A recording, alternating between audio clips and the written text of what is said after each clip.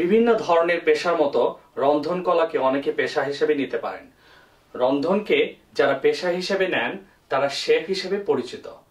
একজন শেফের পেশাদারিত্ব অর্জনের জন্য প্রথাগত শিক্ষা এবং সার্টিফিকেশনের পাশাপাশি ক্রমাগত শিক্ষা, পেশাগত উন্নয়ন এবং পেশাদারি নেটওয়ার্ক প্রতিষ্ঠা প্রয়োজন। শেফ এমন একটা পেশা যার আছে চমৎকার ইতিহাস। এছাড়াও এটি একটি অতি প্রতিদ্বন্দ্বিতাপূর্ণ এবং চাহিদা সম্পন্ন পেশা। এই পেশায় নির্দিষ্ট কৌশল এবং অর্জিত জ্ঞানকে ক্রমাগত পরীক্ষা নিরীক্ষার মাধ্যমে উন্নতি সাধন করা হয়। তাই এই পেশায় আসার জন্য বিশেষ প্রশিক্ষণের প্রয়োজন হয়। কেবলমাত্র সঠিক ও পরিপূর্ণ শিক্ষাই পারে আপনাকে একজন দক্ষ শেফ হিসেবে পরিচিত করতে অথবা পরিণত করতে। যে বিষয়টি আমাদের লক্ষ্য রাখতে হবে এই রন্ধন কলা 101 এর মাধ্যমে আমি শেফ নাজিম খান আপনাদেরকে চেষ্টা করব একটা ওভারঅল পরিপূর্ণ ধারণা দিতে যে আমাদের এই প্রফেশনটা কিরকম। আমি এইভাবে পুরো কোর্সটাকে গুছিয়েছি যে আপনাদের সাথে আমি থাকবো 12টা সেশন, 12টা ক্লাস আমি আপনাদেরকে এক্সপ্লেন করব এবং এটার বর্ণনা করার সময় এই আধা ঘন্টার বর্ণনা ক্লাসগুলোতে আমি সাজিয়েছি এভাবে যে 20 থেকে 25 মিনিট আমি বিভিন্ন টপিকস নিয়ে আলোচনা করব। এর মধ্যে 12টা ক্লাসের মধ্যেই আমরা খুব জোর দিব আমাদের সেফটির উপরে, ফুড সেফটি, এই খাবারের যে সেফটিটা আছে, যে জিনিসটা আমাদের দেখতে হবে যে কি করে আমরা যাতে অসুখ বিসুখ না হই, কিভাবে যাতে আমাদের ফুড সেফ টু ইট হয়, যাতে কোনো জীবাণু ছাড়া, বা কিভাবে আমরা সঠিক উপায়ে রান্নাটা এক্সিকিউট করতে পারি। এর উপরে আমি প্রতিটা ক্লাসেই 2-3টা স্লাইডের মাধ্যমে আপনাদেরকে বলার চেষ্টা করব। এবং ক্লাসের শেষে আমি আরেকটা জিনিস অ্যাড করতেছি, যেটা হলো প্রতিটা ক্লাসের শেষে আমি আপনাদেরকে একটা করে রেসিপি দিব। আমি অলসো ফক্স 2127 আমেরিকার ভার্জিনিয়া লোকাল টেলিভিশন নেটওয়ার্ক এর নিয়মিত শেফ। থার্সডেতে আমি 2টা সেগমেন্ট দেখাই এখানকার ভিউয়ার্সদের জন্য। তো ওই সেগমেন্টগুলোর মধ্যে যেগুলো আমি 4 থেকে 5 মিনিটের যে সেগমেন্টগুলো আমি করি, ওই সেগমেন্টগুলোর একটা সেগমেন্ট আমি আপনাদেরকে বাংলায় অনুবাদ করে এই ক্লাসের 5 মিনিটের মধ্যে ওটা আমি অ্যাড করব শেষের 5 মিনিটে। এতে আপনারা খুবই সহজ উপায়ে আপনারা রান্নাটা ধরতে পারবেন। আশা করি ডাউন দ্য রোড এবং পরবর্তী এই রন্ধন কলা 101-এর পরে আমি আশা করি যে আপনাদেরকে আমি আরো ইন্টেন্স ক্লাস শেখাতে পারবো, যেটা ধরেন বর্তমান যুগের বিভিন্ন বড় বড় হোটেল এবং বড় বড় কুলিনারি ফিল্ডে যেটা আমরা এই রন্ধন শিল্পর মধ্যে আপনি যখন এন্ট্রি করতে যাবেন, যখন আপনি ঢুকতে যাবেন, তখন আপনার যে দক্ষতাগুলো দরকার সেগুলো আমরা অনেকগুলা ইন্টেন্স ক্লাসের মাধ্যমে ভাগ করতে পারবো। সেগুলো ডাউন দ্য রোড আসবে। পরবর্তীতে আমি আমার ক্লাসগুলো আপনারা ফলো করলে বুঝতে পারবেন। একটু পরিচিতি আমার ব্যাপারে একটু পরিচিতি দিয়ে নেই। আমি বললাম আমি শেফ নাজিম খান, আমি বাংলাদেশি আমেরিকান। আমার কুলিনারি জার্নি বা এই রন্ধন শিল্প অথবা রন্ধন কলার শুরু হয়েছে স্যাগ হারবারের নিউ ইয়র্কের একটা পশ এরিয়াতে।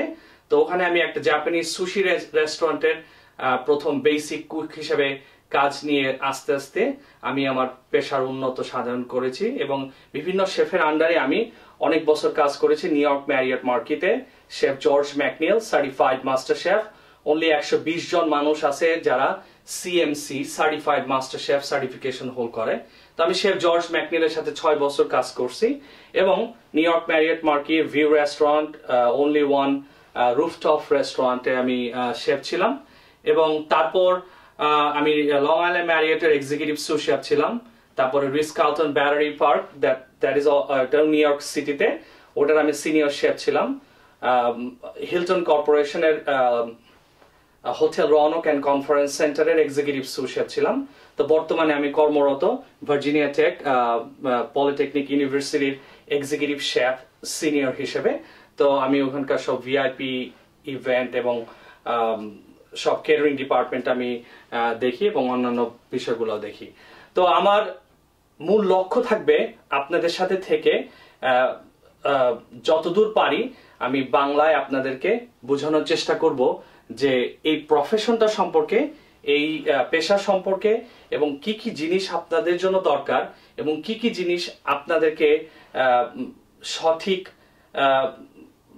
ভাবে হেল্প করবে আমাদের এই পেশায় ঢুকতে, অথবা আপনি আপনার বাসায় বুঝতে পারবেন যে হ্যাঁ, রান্নাটা শুধু শুধু রান্নাই না, এটার মধ্যে অনেক কেমিস্ট্রি, অনেক কিছু ফিজিক্স, কেমিস্ট্রি, অনেক কিছু এটার মধ্যে কাজ করে।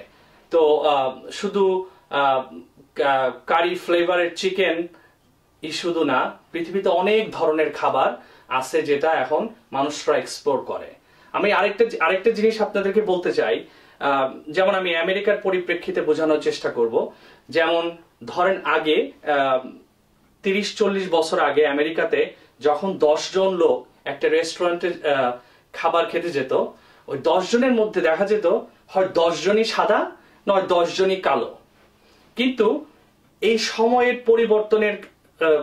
পরিবর্তনের সাথে সাথে দেখা গেল এই 10 জন সাদার মধ্যে অথবা 10 জন কালোর মধ্যে দেখা গেল 8 জন সাদা 2 জন কালো, অথবা 2 জন কালো 8 জন সাদা। তারপরে আবার সময়ের পরিপ্রেক্ষিতে দেখা গেল যে এই 2 জনের সাথে এই 10 জনের মধ্যে আবার দেখা গেল 3 জন আপনার স্প্যানিশ, স্পেন অথবা ইউরোপিয়ান অথবা কালো, এর মধ্যে একটা মিশ্রণ। এরপরে দেখা গেল যে হ্যাঁ, এর মধ্যে ওরিয়েন্টাল বা চাইনিজ বা জাপানিজ বা কোরিয়ান কেউ ঢুকলো। পরবর্তীতে দেখা গেল ইন্ডিয়ান, বাংলাদেশিও ঢুকলো। পরে দেখা গেল এই 10 জন গ্রুপ যখন এখন খেতে যায় রেস্টুরেন্টে, এই 10 জনের মধ্যে দেখা যায় সারা পৃথিবীরই বিভিন্ন রকমের কালচারের লোকজন এখানে আছে। তো রেস্টুরেন্টের ফুডের ডেমোগ্রাফিকটা আপনার পুরা মেনু চেঞ্জ থেকে শুরু করে এবং ফুডের কমপ্লিট মেনু যেটা হয়, এই মেনুর মধ্যে অনেক ডিফারেন্স এখন দেখা যায়। এখন দেখা যায় আগে একটা টাইপের মানুষদের জন্য রান্না করা হতো, এখন আপনার বিভিন্ন রকম কালচারের ফুড ইনফিউজড হওয়াতে বা এটাতে ঢুকাতে বিভিন্ন রকমের মেনু তাদের রেস্টুরেন্টের মধ্যে মেনুতে রাখতে হয়। তো এই যে ডেমোগ্রাফিক চেঞ্জ, এই যে মানুষের বিভিন্ন কালচারের মিক্স, এই যে ইন্টারচেঞ্জ ইউরোপ এবং আমেরিকা, ইভেন বাংলাদেশেও, এতে কি হচ্ছে, আমাদের ফুডটা ট্রাভেল করছে, সে ভ্রমণ করছে এক দেশ থেকে আরেক দেশে, এক দেশ থেকে আরেক পাশের দেশে, পাশের দেশ থেকে তার পাশের দেশে, এভাবে সার্কেল অ্যারাউন্ড করতেছে সারা পৃথিবী জুড়ে। তখন কিছু কিছু জিনিস একই রকম খেতে বা একই রকম ওয়েতে বানানো ডিশ, যেটা দেখা গেল যে পাশের দেশে এক নাম বলে বা পরবর্তী আপনার 2-3টা দেশ পরে গেলে দেখা গেল যে ওটার আবার অন্যরকম নাম আছে। তো ওগুলো আমার এই কোর্সের মধ্যে আস্তে আস্তে আসবে, আমি আপনাদেরকে এক্সপ্লেইন করব। তাহলে আপনাদের কাছে অনেক কিছু সোজা হবে যে হ্যাঁ, এটার বেসিকটা এইভাবে করা হয়েছে।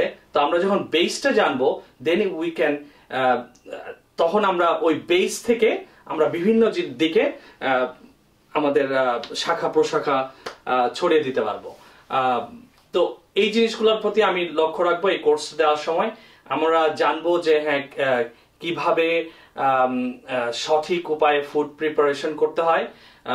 আমি আপনাদেরকে বলছি আমরা সেফটির উপরেও একটু জোর দিব, এবং সেফটিটা খুব ইম্পর্টেন্ট। কারণ ছোটবেলায় দাদা দাদির কাছে দেখতাম যে হ্যাঁ, একটা চুল পাইলে খাবারের মধ্যে এটা ভালো না, কেন এটা কখনো এক্সপ্লেইন করা হয়নি।